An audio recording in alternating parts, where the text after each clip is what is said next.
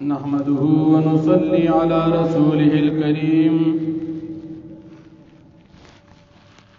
أما بعد فأعوذ بالله من الشيطان الرجيم بسم الله الرحمن الرحيم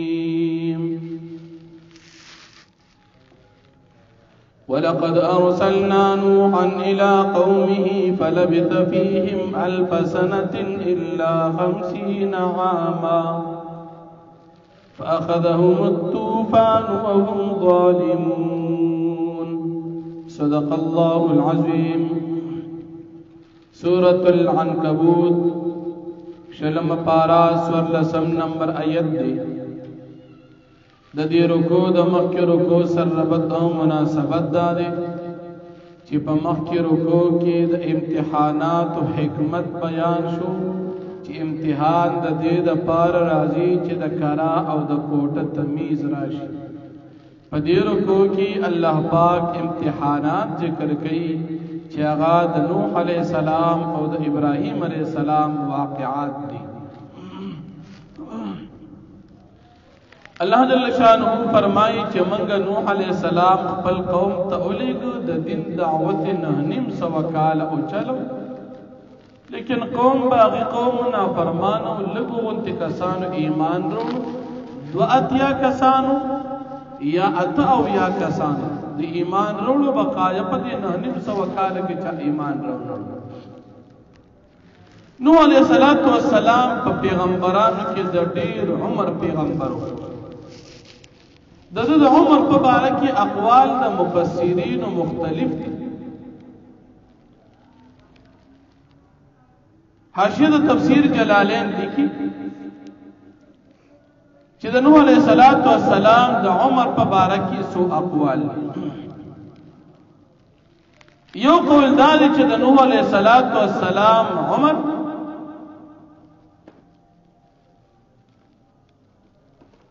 نبوت په د 40 کاله عمر کې ملو شو 9.5 کاله تبلیغ کو داغې نه بعد 8 کاله ژوند دیو د هلاکت د قوم نه بعد دا تقریبا 50 د پاس زر کال عمر د نوح علیه السلام ټول او دین قول پکې دادی چې د نوح علیه السلام عمر دا 1200 کال 40 کال عمر کې نبوت ملو شو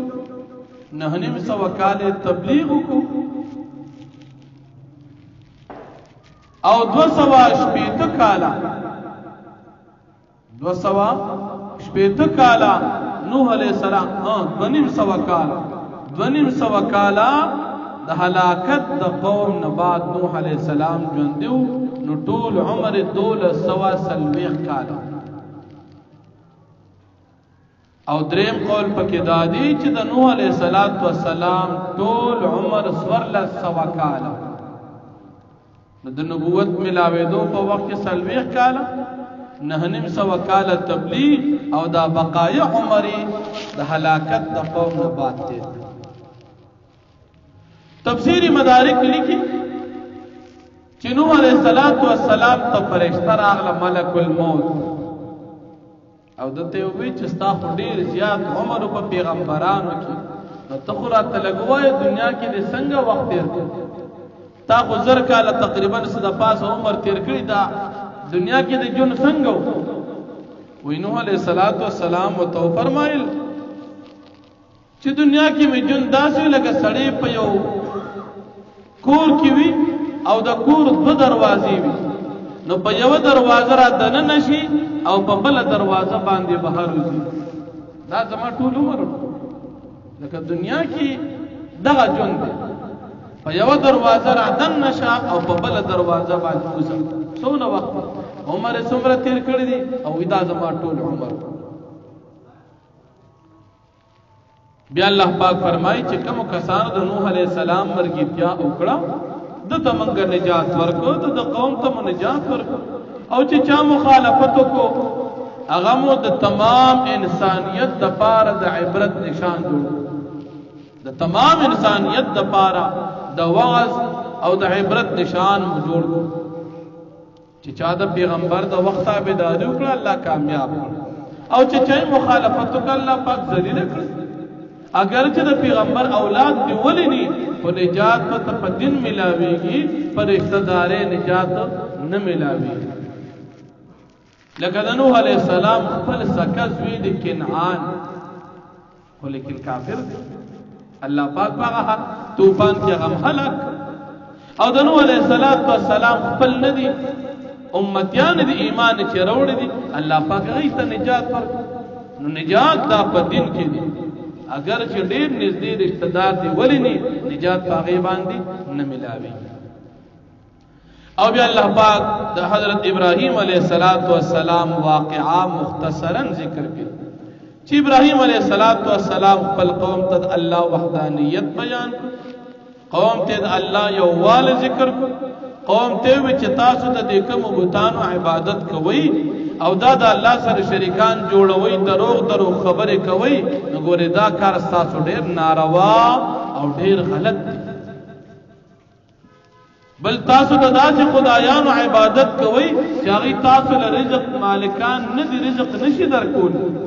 دا هغه ذات عبادت کوي چې هغه سره د رزق خزاني دي چې رب العالمین دي نو تاسو نور خدایان ځان له جوړ کړی دا هغه عبادت کوي اس په د پکې نشته او چې کوم ذات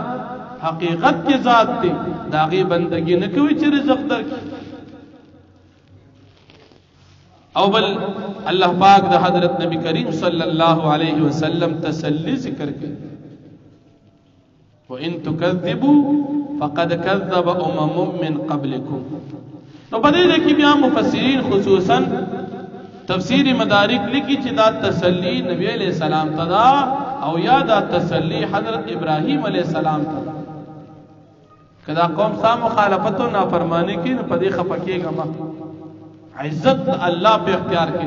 الله تعالی عزت درکړي دي ست عزت نشي خراب وي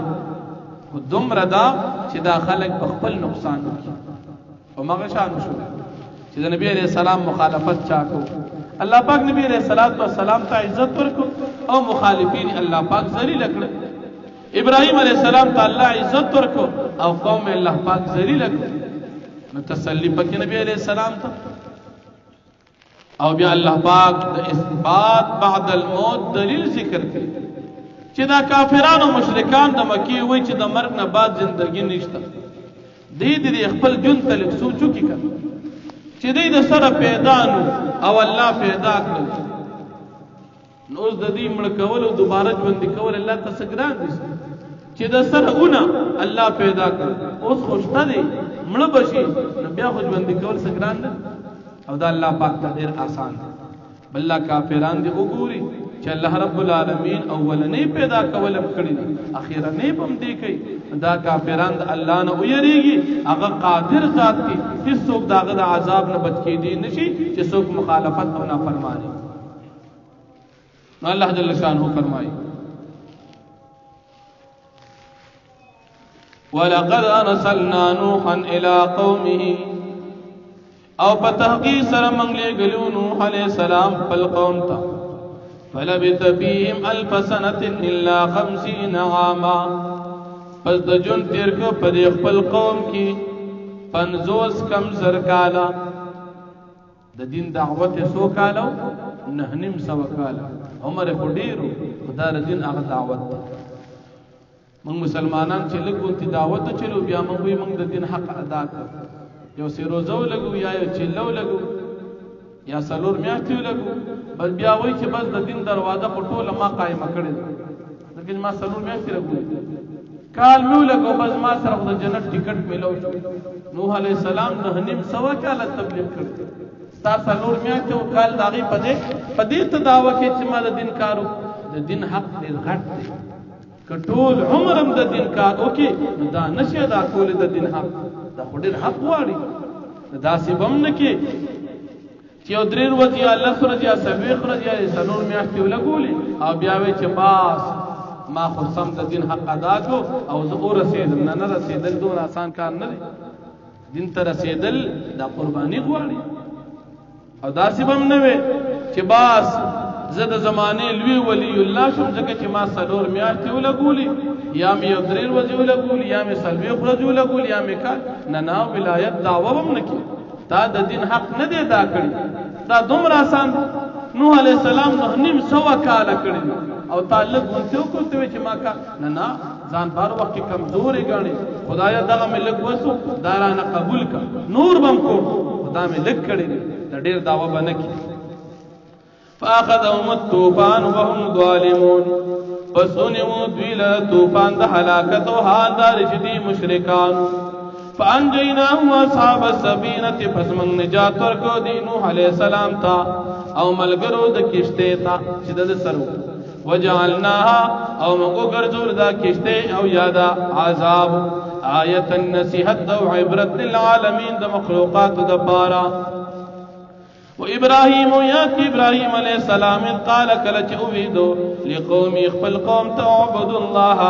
تاسو د یو الله عبادت کوي وتقوه د الله د عذاب او یریږي ذالکم خیر لکم دا عبادت د الله پاک تاسو د پاره بهتر دی ان کنتم تعلمون کچره تاسو پیږي عقل لري انما تعبدون من دون الله اوثانا بشک تاسو عبادت کوي سوا د الله نه د بوتان وتخلقون افکا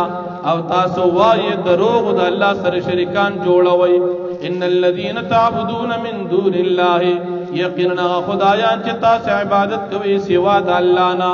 لا یملکون لكم رزقا دی قادر ندی تاسو د پاره پر رزق در کول باندې فبتغوا فاستاسو لټوي عند الله د الله پاک سره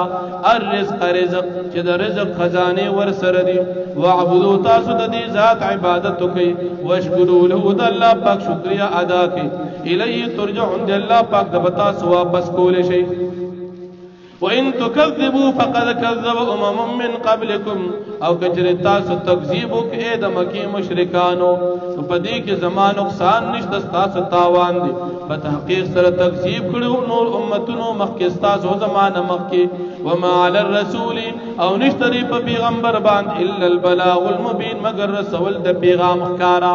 او لم يروي نګوري کیف یبدئ الله الخلق څنګه په شروع کې پیدا کړی الله پاک مخلوق ثم يعيد بیا الله پاک دوباره پیدا کوي ان ذلك على الله يسير بشکدا کار په الله باندې آسان دي قل تو فرمای پیغمبر علیہ السلام